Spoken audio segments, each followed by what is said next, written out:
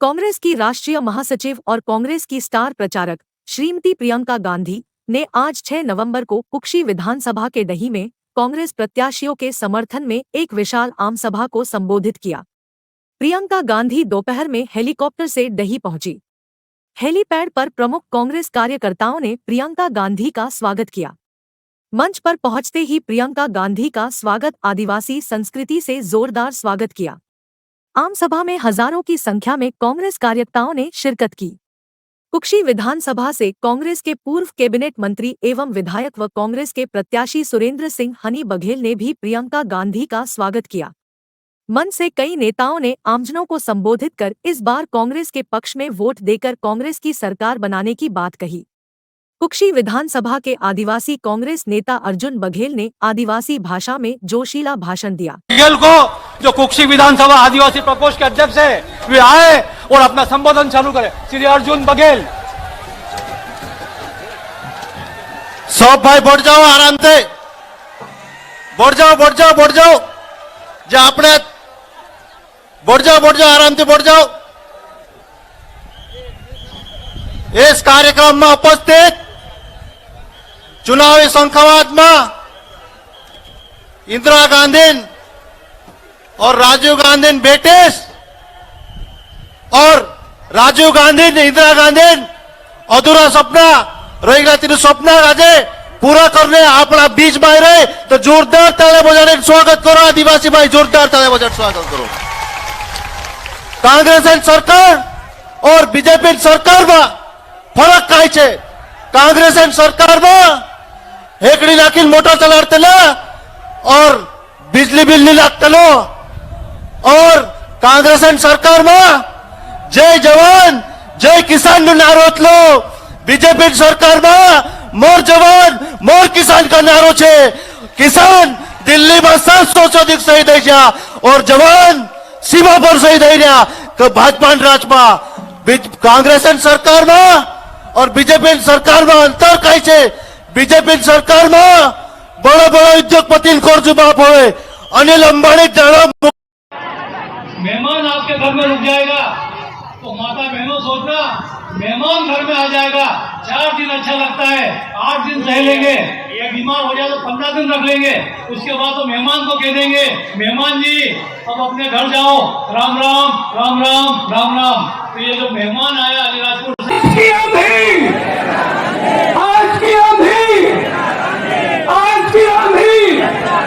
Congress party, Congress party, अरे भैया संघर्ष करो, अरे भैया संघर्ष करो, हमारे साथ। डही में प्रियंका गांधी ने अपने संबोधन कहा, अर्जुन अपनी नजर और ध्यान को केंद्रित कर तीर चलाते थे, इसी तरह अपने वोट को चलाओ। तीर सही लगने से आपका भविष्य मजबूत बन सकता है। मेरी दादी का आपसे भावनाओं का रिश्ता था। मैं इंदिरा जी की पोती हूँ। उन्हें गुजरे हुए 30 साल से ज्यादा गुजर गए, फिर भी आप उन्हें याद करते हैं क्योंकि वे आपकी संस्कृति को समझती थी। आपसे उनका रिश्ता राजनीति का नहीं, भावनाओं का था। पर जवाहरलाल नेहरू, राजीव गांधी ने भी आपकी आदिवासी संस्कृति और परंपरा का आदर किया। उन्होंने सीधी पेशाब कांड पर सीएम शिवराज को घेरते हुए कहा, चुनाव का समय है, तो मुख्यमंत्री ने उस लड़के के पैर धोए जिसके साथ गंदी हरकत हुई थी। नोटबंदी और जीएसटी से छोटे दुकानदार खत्म हो गए हैं। पीएम मोदी लाखों के सूट पहनते हैं, 8-8 हजार करोड़ के 2 हवाई जहाजों में घूमते हैं, 20,000 करोड़ संसद को नया बनाने में खर्च कर दिए। किसानों को देने के लिए इनके पास पैसे नहीं हैं। चुनाव आए तो सिलेंडर के दाम घटा दिए। जो गैस सिलेंडर पहले 400 रुपए में मिलता था उसे 1,200 रुपये कर दिया। अब जब चुनाव आए तो 2 महीने पहले 400 रुपए का कर दिया, वह भी 2 महीने पहले। मेरे पास मामा के घोटालों की पूरी लिस्ट मौजूद है। आपकी चुनी हुई सरकार को रिश्वत देकर गिरा दिया गया।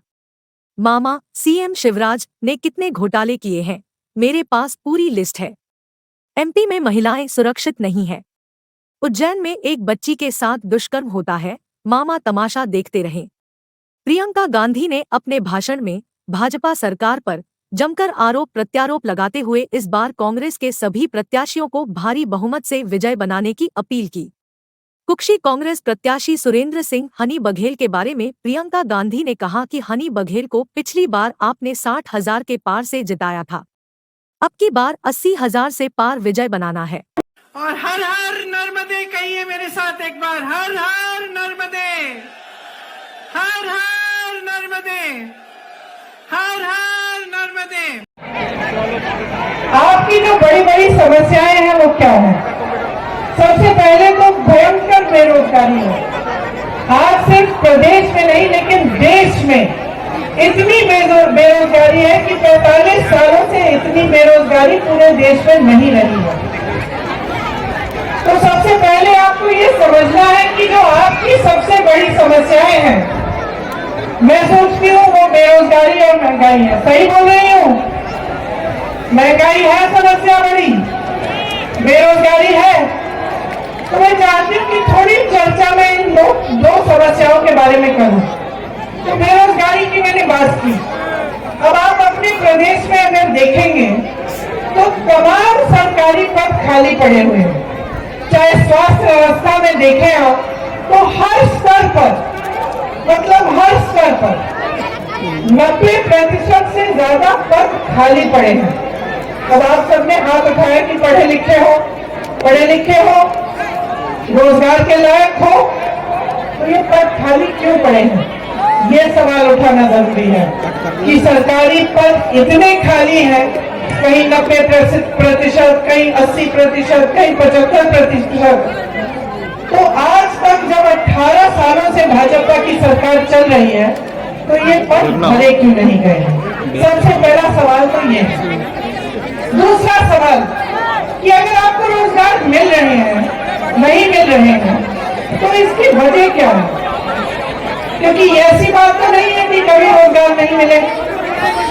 एक जमाना था, शायद आपके दादों का जमाना, जहां लोगों को छोटे मोटे सरकारी रोजगार मिल जाते थे। कोई पीएम का काम करता था, कोई सरकारी किसी बड़ी कंपनी में काम ले लेता था।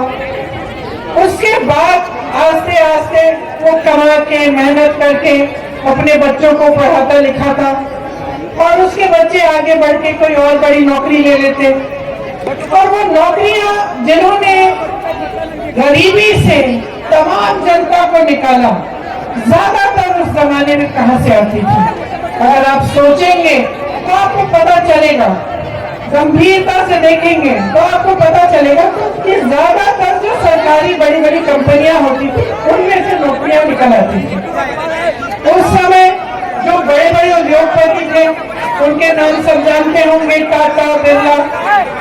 उस समय की बात अगर आप सोचें तो चाहे दांत मंजन से लेके गाड़ियों, साइकिल, ऐसी चीजें जिनका आप हर रोज इस्तेमाल करते हैं, इन्हें वैसे बड़े बड़े उद्योगपति बनाते थे। तो आपको मालूम था कि चलो ये बड़े उद्योगपति हैं, ये काम करते हैं कि ये चीजें बनाते हैं और इससे हमें भी रोजगार मिल रहा है। तो आपको ऐसी फैक्ट्री से, ऐसी कंपनियों से रोजगार मिलता था। तो या तो बड़ी बड़ी सरकारी कंपनियां थी या अगर निजी उद्योगपतियों की थी तो वो चीजों को बनाने का काम करते थे, जिनको आप जहाँ पे लेबर की जरूरत होती थी तो आप लोगों को वहां पे भी अपनी मेहनत के बल पर नौकरियां मिल जाती। तो आज क्या हो रहा है? आज आप बड़े बड़े उद्योगपतियों के नाम जानते हैं कि नहीं? बताइए, कौन है सबसे बड़े उद्योगपति देश के? अदानी जी। और कोई बता सकता है मुझे कि क्या बनाते हैं? क्या बनाते हैं? गाड़ी, दांत मंजन, ये खंबे, लाउड स्पीकर, घर के लिए से क्या बनाते हैं? सीमेंट। क्या बनता है? फेसबुक बनाते हैं। चलिए ये भी एक जवाब है। आप ये नहीं कह सकते कि क्या बनाते हैं, क्योंकि इनके साथ क्या हो रहा है? जो देश की जनता की जो संपत्ति थी, जो बड़े बड़े सरकारी उद्योग थे, जिनको आपकी मेहनत से बनाया गया, आपके लिए रोजगार बनाने के लिए, उनको मुफ्त में सौंपा गया है। कोड़ियों के दाम पे उनको दिया गया है। एक के बाद एक, चाहे आप BHEL ले, आप HAL ले, चाहे रेलवेज ले, जहां से आपको रोजगार मिलता था वो तो उनको सौंप दिया। आपकी संपत्ति उनके पास हो गई। वो कुछ बनाते नहीं है, जो आपने बनाया, इस देश ने बनाया, चाहे वो बंदरगाह हो, चाहे वो एयरपोर्ट हो, चाहे कोई भी बड़ी चीज ले लीजिए, वो उनको सौंपी जा रही है। तो आपके रोजगार कहां? सभा को विधायक सुरेंद्र सिंह हनी बघेल और क्षेत्रीय आदिवासी भाषा में अर्जुन सिंह बघेल ने संबोधित किया। सभा का संचालन राजप्रकाश पहाड़िया ने किया एवं आभार धार कांग्रेस के जिलाध्यक्ष कमल किशोर पाटीदार ने माना। प्रियंका जी को देर करवाने के लिए भारतीय जनता पार्टी की पूरी चाल रही। इंदौर से ही उनको लेट किया गया और उनकी चाल सफल नहीं हुई।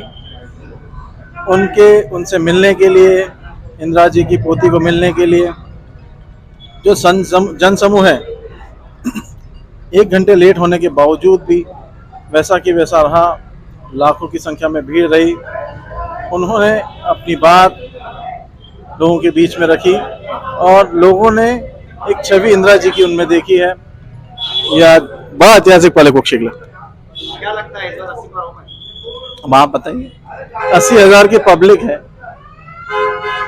और 2-2 वोट भी आते तो 80,000 पार तो हो ही गए।